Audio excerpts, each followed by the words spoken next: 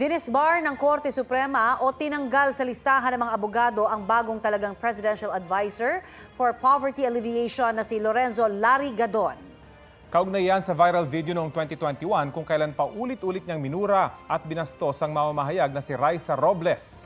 Ayon po sa Korte Suprema, indisputably scandalous o hindi maitatangging bastos ang ginawa ni Gadon na nakasisira umano sa legal profession. Unanimous o walang sino mang hukom ang tumutol sa desisyon. 3 buwan din siyang sinuspinde ng Korte Suprema noon dahil sa isa pang insidente ng paggamit ng anilay offensive at intemperament language. Maghahain naman daw ng motion for reconsideration si Gadon. Anya, too harsh o sobrang lupit ng parusa para sa anyay outburst laban sa isang reporter na nagpapakalat umano ng kasinungalingan laban kay Pangulong Marcos. Ituturing niya raw ang desisyon ng korte bilang personal concern at hindi raw makaaapekto sa kanyang commitment sa bagong posisyon at kay Pangulong Marcos. Sa puntong ito, kausapin natin ang bagong talagang Presidential Advisor for Poverty Alleviation.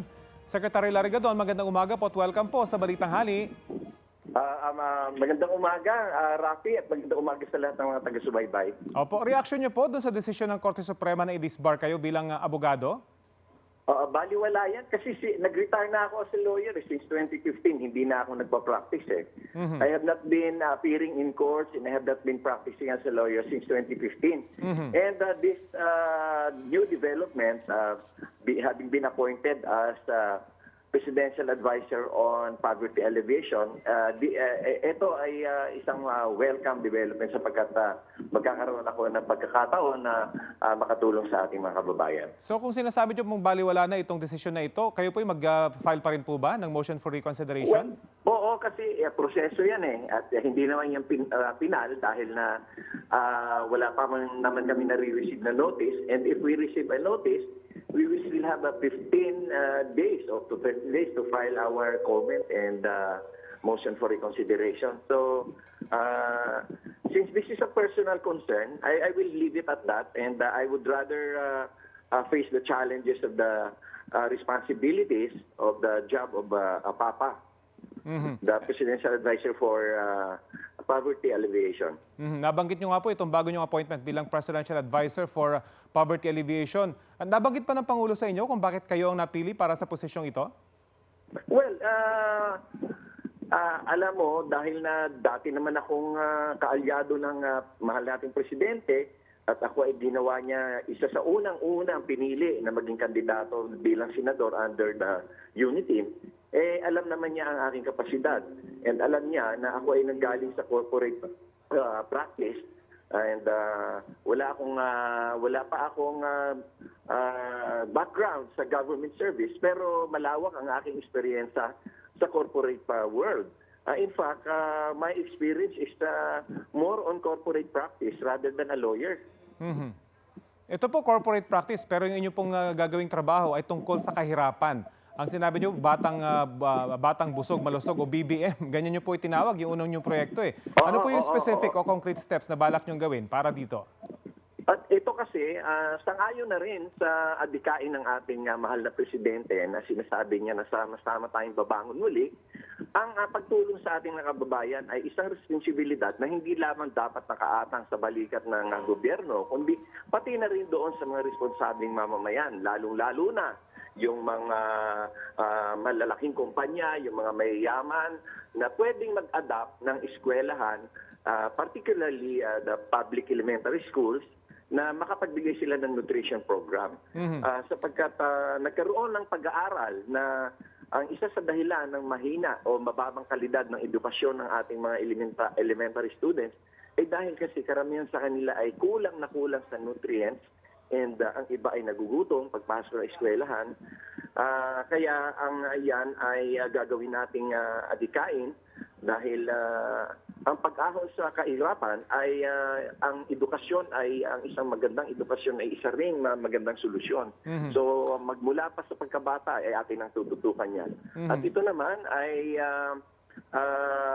although marami namang mga dole-outs ang gobyerno ngayon, pero this is a call for a cooperation between the government and the private sector. At ang layunin nito ay upang ang mga responsabling mamamayan ay tumulong na rin. Anong At mga ito nga yung tinatawag Opo. nating sama-sama tayong babangon muli. Anong mga hamon po yung inyong nakikita sa magiging trabaho nyo? Lalo na't pagtugon sa kahirapan nyo, isa sa mga pinakamatinding problemang kinakaharap ng bansa. Talagang malawak po itong problemang ito. Overwhelming ho ba ang problemang ito para sa inyo? Overwhelming sapagkat nagkaroon nga ng pag-aaral dyan ng mga 20% ang nasa poverty level. And we have to employ several approaches here aside from the dole-out kasi meron naman tayong yung 4Ps, tupad, and meron tayong itong mga meal stamps. But all of this pertain to the whole family. But this time, I want to focus on the children. And this time, I am going to rally or get the support of the business sector. And sila na rin, halimbawa, mag-adapt sila ng isang school. And then, pag-adapt nila yung school na yun, bahala na sila kung paano nila gagawin yun. The purpose of this program is not to solicit donations from them, but for them to be directly responsible for implementing the program. Nabanggit nyo po yung 4Ps sa mga kasalukuyang proyekto ng gobyerno na naglalayong tugunan yung kahirapan. Meron ba kayong nakikita na kailangan ng baguhin o wag nang ipagpatuloy itong mga dole-out, itong mga ayuda? Ano pong nakikita nyo dito? Actually, siguro ay dapat lang na reviewin ng gusto kung sino talaga ang mga karapat-dapat na recipients niyan sapagkat kailangan din turuan nating mangisda ng kabuhayan ng ating mga kababayan. Hindi lamang yung basta bigyan mo na lamang sila ng isda at tinapay, so to speak. We have to teach them and we have to wake them up in a culture of getting dignity from work. Panghuling tanong na lamang po siguro, baka may mensahe po kayo dun sa inyong mga taga-suporta patungkol pa rin dito sa disbarment na case po ninyo. Unprecedented po ito, 15-0 yung kanilang decision. Baka meron po kayo mensahe. At pati na kay Raisa Robles, yung naging subject po dito sa inyong kaso. Oo. Huwag kayong mag-alala dyan at sapagkat yan naman ay baliwala yan dahil na matagal na akong hindi nag-aabogado. And mas maganda yung title na secretary kaysa sa attorney. Daming attorney. And alam naman namin na political decision yan. Ang dahilan dyan ay yung politika. And kung nangyari man yung sa kay Raisa Robles, hindi ko pinagsisisihan yun sapagkat nanalo ang aking presidente, Bongbong Marcos. Pinaghirapan namin ikampanya yan, nanalo siya. So kung ano man ang mga nangyari dati, yun ay baliwala na yan. Nabanggit niyo po, may bahid politika kanyo itong naging desisyon, pero 15-0 po yung kanilang desisyon. Ano po reaction niyo roon? Oo, Unanimous dynamics kasi ang NBank na pagka yung konti lang yung mag-o-oppose, nagiging unanimous na lang sila para maipakita na sila ay magkakaibigan at Kasi nga naman, araw-araw sila magkasama. Kung merong mga hidwaan sila, di mahirap din. Actually, yung iba dyan, kaibigan ko. Ang iba dyan, tinulungan ko na ma-appoint sa Supreme Court. Okay, sige po. Maraming salamat at abangan po namin yung inyong pag-file ng motion for reconsideration. Salamat po sa inyo. Okay, maraming salamat. Presidential Advisor for Poverty Alleviation, Secretary Larry Gadon. Maging updated po sa mga maiinit na balita. Maaring mapanood ang Balitang Hali at ang iba pang award-winning newscasts sa youtube.com/GMA News. I-click lang ang subscribe button. Sa mga kapuso abroad, maaari po kaming masubaybayan sa GMA Pinoy TV at www.gmanews.tv.